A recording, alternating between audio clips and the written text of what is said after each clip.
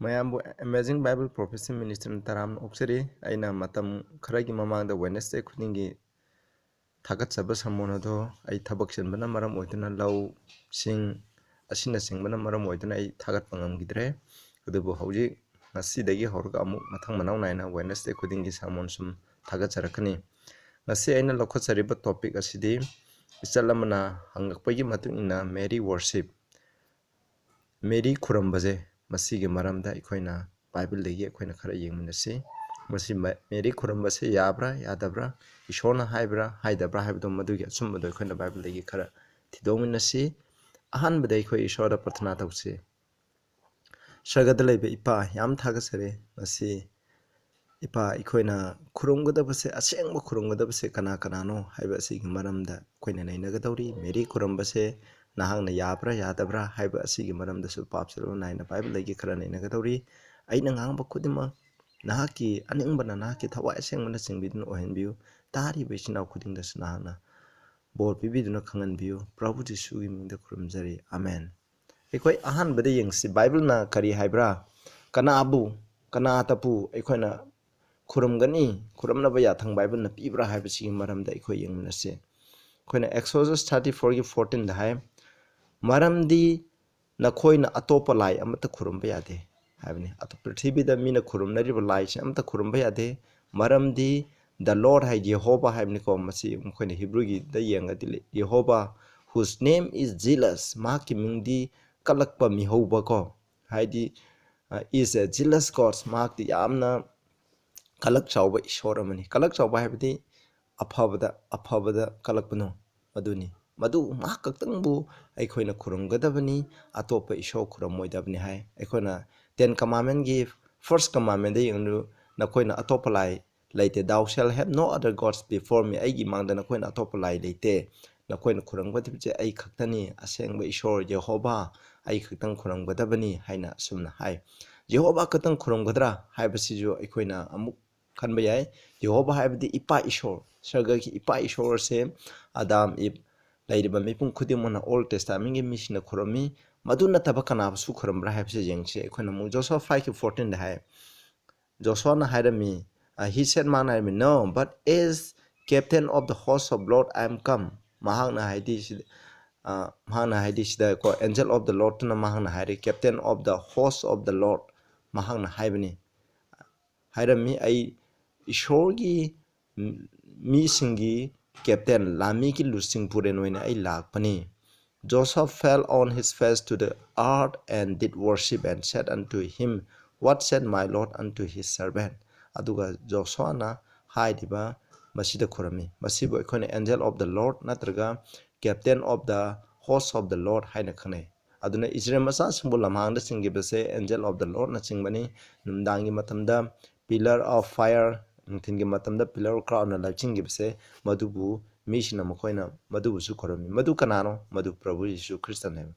aikoina aduna Old Testament dagi aikoina kangni matu aikoina kurumgadaba ishor je ipa ishor aduga Prabhu Yesu Christa hoi Prabhu Yesu Christa di maming di pande pandaba tarabsu angel of the Lord se kanano Prabhu Yesu Christa neba aikoina Gideon khulamiba yamlay isnaw sang aina sangani habigi aina khara tenjan jarabni Maduni Ipa Ishor, Jehovah Ipa Ishor, Hoi Magi Maming Elohim Jukawi, Ate Maming Yam Lakre, Adubu Jehovah Ishor, Adim self existent, Adum Lombanaitan Hinjaba, Mike Horpum, Lepum Laitaba Ishor, Amasung Prabhu Jesu Christa, Ase, Masibo Equina Kurangudam Nabs, a quite New Testament that Mokoying Chico, Equina Kanabu Kuranguni have that Prabhu Jesu Christa Bus Haitana Teme, Temba Matamda. Nang aibu khuramu hain nungsing getat olalu hain magi Matthew chapter 4 gido ai samjan jarage maduda hai ko maduda Prabhu Jesu Christ na hai get the hands aroibda nang aibu khuramu malem prithibhi se nonda pibi gam maduda Prabhu na hai get the hands sathokro ko Satan for it is written asomna ikre thou shall worship the Lord thy God him only shall thou serve nang nangi mapu ibungo Jehovah Nangi mapu ibungo ishor adu kaktabu nahang na kuram gadabani maha kaktang bunang na seba tau gadabani haina Prabhu na hai masida hai bisi kanano aikoi na kuram gadabate masida palibisi ipa ishor ne aikoi tayang pam gi mapu ibungo ipa ishor ase Old Testament Jehovah ase maha katang bu khuram gadapni haina mahangna asumna hai madudi Jehovah katang khuram gadra misna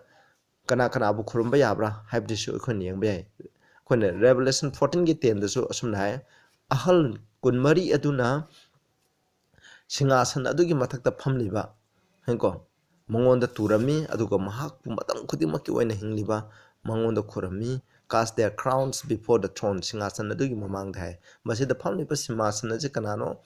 ipa ishorni aduna New Testament gi matam dasu ekhona John gi pisan dasu ubje sarga dasu uji khuramaje ipa ishor busu khurami ipa ishor khatang khurambra nakhone Revelation 5 de yengba matam da ipa ishor aduga Prabhu Jesu Christa makhoje makoi busu khurami habje nakhone uba ngamgani aduga ekhoi makha ta namu yengmen the same mi singna amasung Prabhu gi sebok sina Prabhu Jesu Christa bu khurami ekhoi yengse madudi na taramba taradi ishona masi sira piram be ko Matthew 2 gi 11 hai Prabhu Jesu Christa poe pokma matamda makhoina lae jaukshan basing aduna lae aduga Mary do mahak machaga loirame aduga ma hanga sida mazai singna ko mazai singna lakuni aduga nakhoina Prabhu Jesu pokpa gi maram de surfer singna laaga baby Jesus to madu bukhorameba sina mazai sing hadi nong polom de gi lakpa mahi haiba mi sing aduna lae mama da angang do Mary ga laiminarame makon sida Mary khurame haide ko mahak pu khurame him havne when they had opened their treasure they presented unto him gifts gold frankincense and myrrh makoina sana adai manam nungsiba dhup aduga myrrh makoi singa sem khudoloina tambirame havne masida majai sing shepherd singna baby Jesus khurame ko masi khuramba matamda ishona made khurumoidabani haide sargadu singna haide sargadu singna yausamba singda chalo mabu khurum jaruro yenguro na haibini aduga Matthew 8 ki 2 da jo hai leper haidi khoina line leprosy thungba amani gi anab to Prabhu na phanba matamda mahana Prabhu bu khurame aduga hai Lord if thou will thou can make me clean nangna ibu singdok piu na hai ko masini aduda natana yam laikhre khoi lami gi makok sensiro na khuramba atei atopa mi sina Prabhu bu khuramba matamda ma bu khuramba matamda Prabhu na tasengna yadaba taragadi makse ishona taba tarabdi khurumganu nang ibu khurumganu haina khairam be adubu so harakte aduga makoina mu yengche Matthew 14 ke 33 da makoina koina hi da tonge sipta hi da tongmo matamda they that were in the ship came and worshiped him saying of a truth thou art the son of God tasena nang ishor gi masani hamni koina Sea of Galilee da makhoi chapa matamda non nungchi lakpa matamda Prabhu na makhoi bu kanbado maduda khurambani aduga Luke 24 gi 52 da Prabhu Jesu Christ makhoi kainaram dai matamda ju they worship him they worship the sebok singna Prabhu bu khurami and return to Jerusalem with great joy Jerusalem da yamna harawn makhoi halaki hai masini ko New Testament da aikhoina sebok singna atopa mi singna Prabhu Jesu Christ bu khurami khuramba yai ekhoisu Prabhu Jesu Christ khuramba yai ipa ishor bu khuramba yai adu khoi yengmana siko Hebrew gi 1 gi 5 6 da ekhoni yengba yai ko ipa ishor na hai kanada sargadu singda thou are my son nanga egi isa nupani this day haidba ngasi numit asida aina nangbu phangbani again I will be to him a father ai mangoda mapa oigini mahana egi bacha nupa oigini hai verse 6 ta mu yengjiko when he bringeth in the first begotten into the world mahana hamba popusing the prithib the propom matamda mahana haiki ko let all the angels of God worship him sargada lairiba ishorgi sargadu khudingmana mahakbu haidi Prabhu Jesu Christ bu khuramu hai masina type this sargadu khudingmana ipa ishor amasung Prabhu Jesu Christ bu khurami hamne masina habdi ipa ishor Prabhu Jesu Christ makhoi ni khena ba karish laite ekoi gi harang khubam gi damo makhoi na tongan ba role ukjabni haibesini mathang ekoi yengsikon aikoi na hujik pa khraba sing adu dei khangne hoi thawai asengba gi maramda thawai asengba khurumgadam na Bible da yaude aikoi na thawai asengba jisu ishorni adubu mabu khuramu hainadi Bible da di ide aduna aikoi na mabu khuramba yade koina khurumgadam je ipa isho khurumgani Prabhu Jesu Christ khurumgani mathang da amu yengse aikoi na sargadu singchu khuramba yade Colossians 2 gi 18 da hai ni kana amtan नखोइबु नमथाक तौरगा नखोइगी मनादो यामना voluntary humility अदुदा हाइदि अखोइना इसाना नुलुकचबा इसाने लरनाय ओइना नुलुकचबा अदुदा अमसुंग वर्शिपिंग ऑफ एंजल सगदु सिंगबु खुरुमबदो अदुमाइना लाना खुरुमलगा लाना नुलुहरगा नखोइ मी कनामथना नखोइबु नमथाक तौहनगनु हाय मसिदा हाबसे इसम समना आइगी मसिगी टेक्सदा इन हाइनिंगबदी सगदु सिंगबु खुरुमगनु सगदु सिंगबु खुरुमगा नखोइबु नमथाक तौहनगनु सगदु खुरुमबसे सैतान खुरुमबनी हाबसिनी अदुगा मु रेवलेशन 22 की 8-9 दा मु असमने यंगसिको मसिदा मु हाय जोना सरगदूत अमगी मखोंगदा एखोइना I fell to worship before the feet of the angel which showed me this thing. Hiram khudimasi utki kraba sargadu leki makhongda ai turami hai aina mabu khurumna bu turami hai mahangna aingonda hairami verse 9 da see thou do it not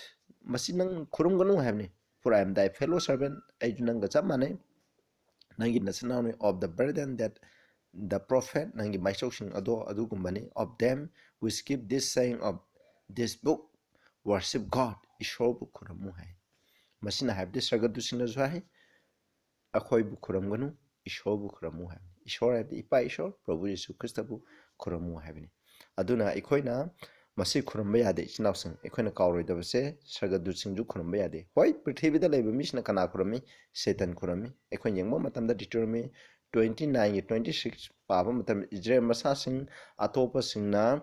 lai muti saraga makhoina khurami makhoina khurumi bse kanano satan buni hujik prithvi da leba religion khudimana khurami bse kanano satan ni makhoina khurumi bse ko asengba ishor adu nati masini adu revelation 13 gi 4 da suko makhoina singnai habdi satan which kept sa adu da sakti pire prithvi da leba misna sa habdi khoina mamang da naina khare masina Roman Catholic system organization asibu haidi Roman Catholic popu misina khurami satan bu khurami khuramgani aduga they worship the beast hairi sa asibu makhoina khuramduna hai maga manaba kanano hai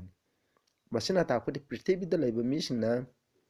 asengba ishor ipa ishor prabhu jesu christ natabda satan bu khurami amasung mi sing bu khurami makhoina khurami bu khudimmakse kanano satan khurumbase masine devil sing satan lucifer maki khongloi sing maki matung inba mi sing ase masibu makhoina khurumme ekhoi yengse adudi mary khurumba yabra aina bible da thiu nakhoina bible da thiba matamda ekhoina phangada bse ipa ishor prabhu jesu christ bu khurumba thawai sengba khurumgunu hai mana khurumba yade hai hoi ma ishor suma khurumo aina bible da haidamni nakhoina tawba yade ishona pigrabado madugi matungna tawgadamni sargadu sing khurumba yade ekhoina khurumba taradi ekhoi norokta sapataba sagadu sing aduga satan prithvi da leba mising satan khurame ai aduga mi mary khurambagi yathangje krai da bible da phanggeba nakhoina thiba matamda supang phangoi mary krai da lei ekhona ecclesiastic 9 gi 5 kham batuna aina su mamang da sermons pikramni ekhoi miyoy bina siraga khadai da sali kari tawi kari lei habje bible na takpi gi matuna sarga da satte miyoy bise siraga mongpham da tumduna lei prabhu jesu christ na ani suba lakpodo adugi da mangairaga mana tawba do phangbadu gi matuna masi verse 5 ta hai ayingba misna khange makhoi signi adubu asiba misna karisu khangde makhoi gi mana amata laitre aduna makhoi gi ningsingbagi sakti do kaukthokre habni masina habdi bible na ai masibagi maramda yam sangsara roye bible na habdi asiba je makhalani nei ekoina hojik siribasina tumba masibu ahanba sibasibuna tumba ga sangdam nei bible na ani shuba siba habdi prabhuna na matungda phattaba sigiba ahanba sigiba phattaba laiba mising makhai loina henkalangani makhoi na phangbudugi matungna makhoi noroki komda matam puna maki oina maina sa aga sigini maduna ani shuba siba kawai revelation 20 da nakoni yengbiro aduga first Thessalonians 4 gi 13 to 17 da nakoni yengjiko aina nakhoibu tumkraba mising adugi maramda aina nakhoibu khangdaba tawlore tumkraba habdi asiba habni sida asleep habni sida that yishoro no nakhoi kari suwa kanu atopa mising na asala ita bagumbana asala ita na mina papi sing na asala ita na sikibdo adugumna nakhoi kari suwa kanu verse 14 da for marandi if we believe that Jesus died and rose again prabhu jesu christ na siraga amu hinkat kyabji na khoina thajaraga di prabhu jesu christ da tungkhiba makhoi su mahak loina na amu पुखत्पिगनी हिंकलहनबिगनी हाइना verse 14 दा फजन high 15 दा यंगसी मसिदा को असमना high यंगसी अदुना अखोय पृथ्वीदा हिंदुना लैरिबा मिसिंजे प्रभुना लाखो मतमदा अखोयना तुमख्रबा मखोय हाइदि सीख्रबा मखोय प्रभुदा थाजदुना सीख्रबा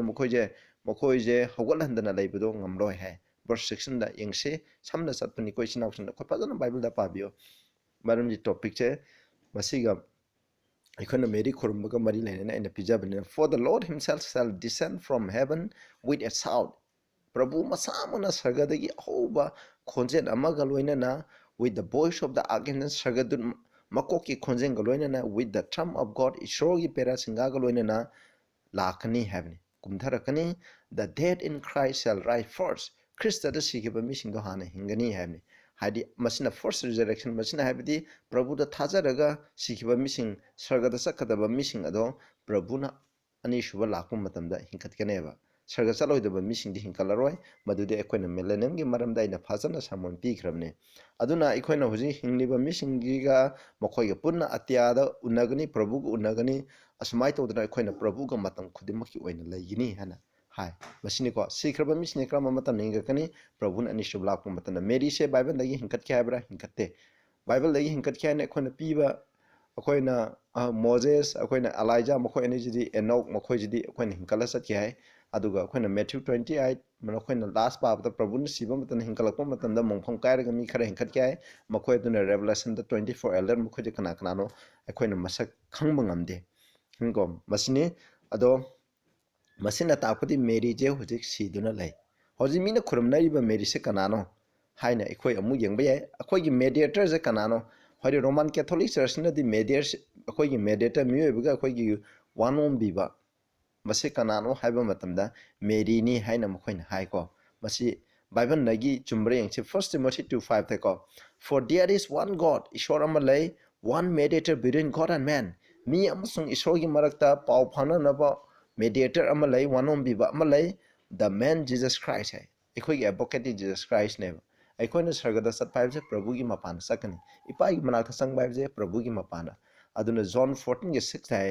अदुना आइना अहिंगबदुनी लंबीदुनी अचुंबदुसने मी कनामतना आइगी मपानतना इपाई मनाक्ता संगबा यादे हैना John 14:6 ता पल्ले मसिना ताखदे अदुगा 1 John 2:1 दस haiku मसिना हाइबगी मतुंगना करी हाइ अदुना कनागुंबना पाप तौरगदी अखोइगी वानोम बिबा प्रभु जीशु ख्रिस्ट धर्म चंबर प्रभु जीशु ख्रिस्ट लै है अखोइगी वानोम बिबसे मसिनी मदुना अखोइगी मेडिएटर प्रभु जीशु ख्रिस्ट ने इपाइसर प्रभु जीशु ख्रिस्ट ना कनासु खुरम यादे अदै खुरमेबु खुदिंगमसे सैतानी सैतानगे मानवनी मी खुरम हाइना सु बाइबल दाइ हाइदे सरगदु खुरम हाइना सु बाइबल दाइदे यामना मयक सेंगे सिनाउसा अदुना अखोइना मेरी खुरम यादे हाइबसे बाइबल दनी करिगिदम मिसिना मेरी खुरमबगी डॉक्ट्रिन से लाखिबा मसि मनदा चलदी यामना सांखरगने मखोइना हाइबसे ताइंग पांदा प्रभु जीशु ख्रिस्ट दे पाब्याउदना पोए अदुना पाब्याउदना पोखनिना मखोइना बाइबल दा लाना थाजगिबने अदुजी मेरीजे पाप सेंद्रे अदुना मेरीजे पाप सेंद्रबनिना माजे सेंगे पाब्याउदना माजे ईश्वरना सेंबिख्रबनि मा पोखरे अदुना अखोइगी मेडिएटर जे मेरी ओइगदबनि हाइबजिनि हाइबसे मसिदगी लाखने अखोइना मेरीजे इमाकुलेट कंसेप्शन आजे मेरीजे ईश्वरना यामना सेंगना थवाय सेंगबना मिरोहनबा माजे पाब्याउदना ईश्वरना सेंबिख्रबनि अदुना अखोइगी मेडिएटर ओइबदा माजे मतिक चाहेबनि अदुबु बाइबल ना हाइदे बाइबल ना हाइबदी मार्क्स सीखरे हुजिक प्रभु जीशु ख्रिस्ट अनि सुब लाखो मतमदा लै होय करिगुंबा खोइना मेरी बु खुरमु हाइतादि प्रभु न सिद्रिंगे मतमदा जोन द मेरी जे सिनरमे असमाय तोरना खोइना आइगी इमा बु खुरमु अदु तवना हारमबे आइ प्रभु न सुंगाय हारमदे मसिनिको अदो हुजिक पृथ्वीदा लेबे मिसना मेरी खुरमबसे कनानो हाइबसे अखोइना खैतंग अखोइना येंगमिनसेको नखोइ स्क्रीन दा फजना येंगबिउ आइ याम हाइरोय अहानबा सैताना मसिदको अखोइना पाजरके सिदा 2 Corinthians 11:14 दा no marvel ngakanu for Satan himself is transformed into an angel of light सैतान मसामसु मंगान की सरगतुत कुमना सगलो लौब ngami हाबनि अदुना होजिक लाइबसे सैताना पृथ्वी की तो अरोइब मतमदे तोंगान तोंगान सगलोन लौरगा अखोइगी सिखिबा मिसिंगी सगलोन लौरगा अदुगा मेरी की सगलोन लौरगा कनागुम मिसिंगी सगलोन लौरगा महान लाखनि अरोइब मत प्रभु जीशु ख्रिस्त की मसामकी सगलोन लौरगा मा अनिसुबल आइ हाइना हाइजिलगा मिसिंगबो नमथाक तौनबा थबक तौगनि मदुनि को सिदैदा मागी मेरी खुरुंबा होबगी वारी जे आइना खरा yengmana sina khoina screenshot ko ahan base May 13 1917 da angang ahum ko makoina lan charaba matungna mkhoi sanarame sanaba matamda yamna numit kumna nganba khoina Revelation 12 ki 1 da habdo adugumna numit kumna nganba aikoina ok haidi ok tree amagi makhada mahakse adumai lepo he aduga mangna angang sindai ki ganu aina na khoibu kashi tawro ai sargadagi lakhoni aduga hariba angang sing adug manungda Lucia ko bama yawri man hai what do you want one of us na na ikhoi kari khum pami hai adum matana nupin hai ko aina mafam asida ko 13 day for 6 month 13 day da tang taram dai khudingi tha taru aina mafam asida nakhoi gu nakiba mafam asimakta da lakani nakhoina rosary do nami khudingi nakhoina rosary khuramo prithvi se shanti phangnaba adugo war se loinaba masi khoina first world war gi matam ni ko mase war arsi loisna first world war je loiningai matam khudim da nakhoina rosary hadi mala chat paibni akhoi hindu singi mala to bubna catholic ki rosary makhoi mala lai madu to adu prithvi da shanti phangani lan se loigini hai asmaina laikra May 13 dagi ure June 13 19 da jo hariba matam adu doe mana atopa mamana beni Francisco Zenita hai no khoi screen da yengbi ko masida asmaina ulle ko asmai tawna mathang mathang khoina June 13 da ure na khoina prithvi je aigi immaculate hapta ko mana hairami ko aigi prithvi je aigi immaculate hairate aigi mara laitraba aigi asengba je masida kathu adoi tadi sidai I promise salvation to those who embrace it and their souls be loved by God aduna hairiba se kathopa taragadi hairiba mising aduda arang khubum aina pigani hai ko man hai my immaculate heart will be your refuge aigi senglaba thamoi je Mary aigi senglaba thamoi se masina khoi gi sangjapam oigani masini kon masina na khoi bu ishoda lamjingani hai masi Bible na takpi bu nate ko masida tai je kanano saitani adugo July 13 1907 tin da jo amuk lae asmai tok durman masidana mang na hairami ko aduna adum lakne in October da I will tell you what I want and I will perform a miracle so that everyone may see and believe aina October tha da khona khoi angpa miracle am pangthokani hairba miracle asina mipung khudima udi asi mipung khudimna ugani aduga ibu thajagani hai ai samjalaji ko isnaw sa aduga mathang da mo khoi yengsi September da su mang nai ko September 13 1917 jo hari phom du da adum lai hari se nupi je ko nupi abi saitani Mary ki saktam saraga lakhune what do you want me adum Luciana hange man hai let the people continue to say the rosary every day numi khudingi rosary Catholic ki rosary do anum khunam to obtain the end of the world when the land first world war je loisna ba aduga Luciana mongonda haijarami yes henko aina October na khoida angpa ma pangthokani madu mipung khuding na thajani ngai ki damak ana sum hai aduga mu October 13 1917 da amu yengsi ko masidadi Europe se akan banung nai nungsit amana Europe pumbaje makoina mang tahalameba aduga haidaba lamse moina hoji vision udiba mafam mana sak uliba mafam je yamna chotpa aduga laikhom taiba mafam ore masida mi je lising yankai degna lising humdra phaw ko masigi marakta laiba mising aside mafam aduda tilameba makoina haibi matungna ma lakani hana adu haiba mafam aduda haiba nupi je ngasagi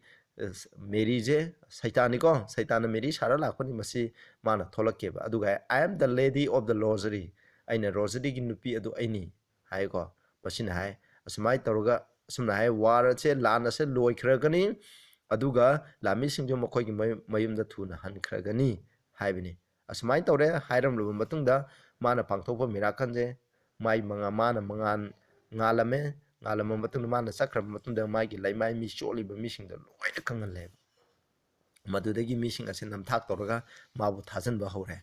admai tawdana jun 13 1929 da ju mana haribido Sister Lucia had a vision of Blessed Trinity and Mary as the Virgin of Fatima gi virgin na mana magi vision da ju utpa horame sumaina mathang oire October 13 1930 da ju Bishop of Fatima hari mafam jida an utkibni ko ngasai gi Mary utkibdo Fatima hai madugina hai Fatima gi apportation ase masibu ekoina supernatural show gi oiba horokpamni masi ni haina mana laukhoki asmai tawduna mathang laire magi history ai samjanjaragi chinausa matam laitabna maram oiduna aduna October 31 1940 to the Pope Pius XII na ko Portuguese ko ahamba magi radio broadcast ko Prithvi je asagi Mary gi senglaba thamoi adu da kathoklami hai aduga mu Popeyes to emna magi ngase Fatima gi lady hadi Mary asibu magi image magi muti ado crown thoromi ko proclaim her queen of world Prithvi gi maharani haina sumaina lauthoke sumaina mathang sakre mokhoi gi history je yam laikre na khon screen de yengo aduga 19 May 13 1981 da ko Pope John Paul II je yamna mina ko ma je hat kadaba yam thina solame adu matam da Pope na hai aje Mary na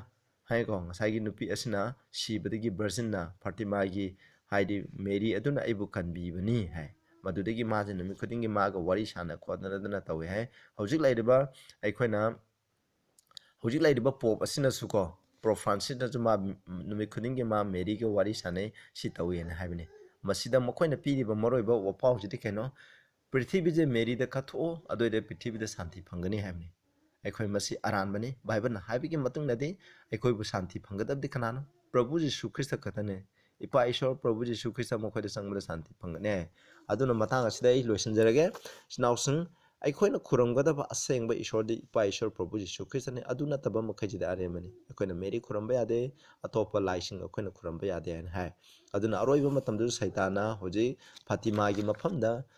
saitana Mary sharaga laga misingbu Europe ta leiba mising America da leiba mising hojik namthak tawri adum kumna aikhoi su namthak masigi namthak ki lang asida aikhoi yaugum siko masi khoramna Bible da yaude Bible da haida budu de aikhoi na tawkum se na mayam da appeal tawjari pathna sokre sarga da leiba pa yam thak sare aikhoi na hoji asem khurangda bisodi ipa Ishwar Prabhu Jisu Christa asi khatang khurangda bani sarga du sing khuramba yade thawai sangmusu ipa Ishwar oiba taraju ma bu khuram hande Mary khuramba yade puna mase saitan khurambani saitan bu khuramaga Prithvi da laiba mi khuding ase norok lambi da singna bu hona bani habisi gi maram da tamkhre ta akhra bu khuding ta na ki mapana da bu por na bi Prabhu gi minda khurum jare amen